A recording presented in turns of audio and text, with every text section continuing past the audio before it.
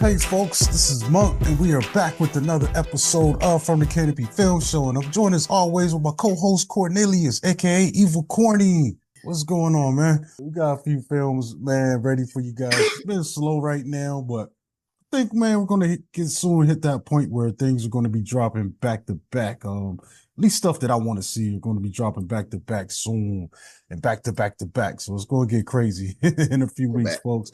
Yeah. But let's get this thing started. So I'm going to start with a film called Last Breath. And this film is directed by Alex Parkinson. And this film is a true story of a seasoned deep sea divers who battle the raging elements to rescue a crewmate who's trapped hundreds of feet below the ocean's surface. And our main cast on this film, we've got Woody Harrelson, Simu Liu, Finn Cole, Cliff Curtis, and we've also got Mariana Buring also appearing in this film.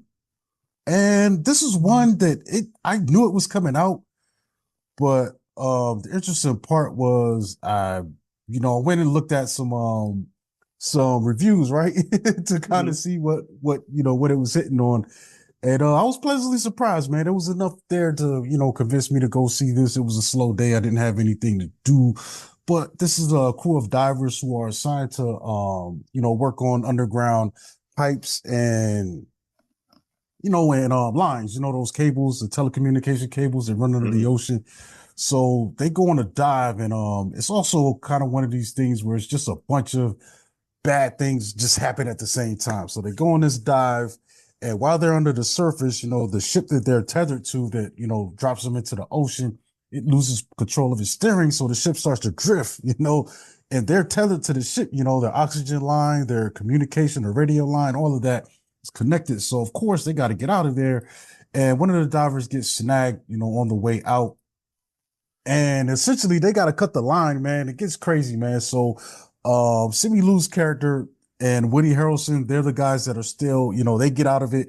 Woody Harrelson never leaves the diving bell, so to speak. So he's kind of the guy that's lowering their lines into the water. He's also the seasoned guy that's on his way, he's retiring soon. So Finn Cole plays a diver that actually gets stuck down there, and they've got a limited time to get him out. It's about 15 minutes worth of oxygen, and after that, man, it's just like, yo, you don't have much time, man. Even if you were to lose consciousness, you got a little bit of time before your brain, kind of just starts getting damaged, from the lack of oxygen. Pressure and all that stuff too, I bet. Mm-hmm. So it was a cool film, man. I think they did a good job for the budget. It's definitely low budget, but the environments that they were in looked good. The ship looked good. The underwater scenes look good. They probably filmed this in a giant pool, with little stuff that they put in there to kind of, fill up the environment. Yeah. But I had a good time with it, man. It's not a film I would probably, encourage you to rush out and see, but if you got something like the AMC A-List or the Regal Unlimited, and yeah, man, make this one of your choices. I don't think you'll be disappointed. It's a pretty good action film. The suspenseful scenes get really suspenseful.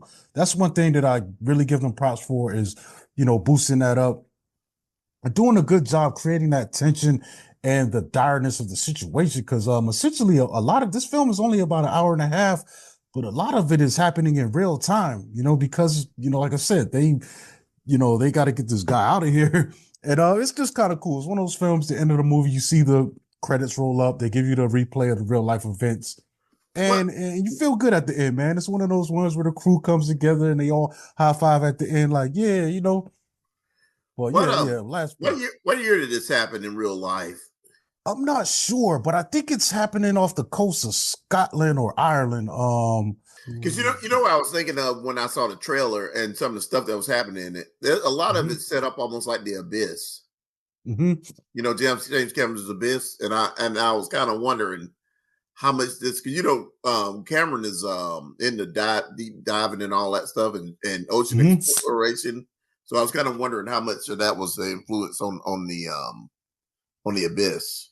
There's some Abyss-like scenes in here, like, because they actually had like one of those ROV, that's kind of trying to help them out, during this mission. But so the crazy thing is this film is actually based on a documentary that came out in 2019. The same name, covered the same event, but the initial accident happened in 2012.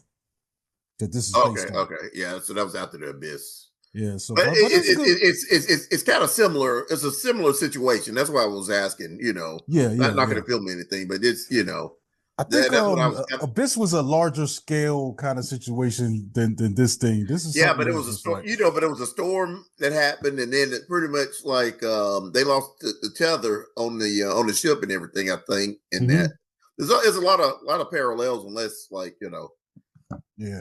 But I don't think this is the first time something like this has happened. Like yeah. this diving kind of stuff is crazy. There's another incident like this that was really crazy where I think one of the chambers that they use for the divers lost compression, man, and Ooh, basically it was like instant decompression, kind of what happened to that sub. So a yeah. bunch of divers got just mashed.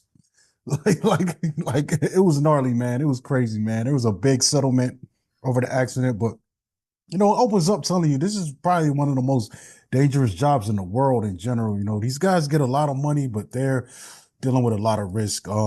Standout performers, though, I thought Woody was great, man. Woody's always good in these kind of movies, man. He Yeah, just make yeah. his characters just feel really real. And Curtis, he's kind of the ship's captain, so he does some heroic stuff in there. But overall, it was a good time, man. I had a good time with it.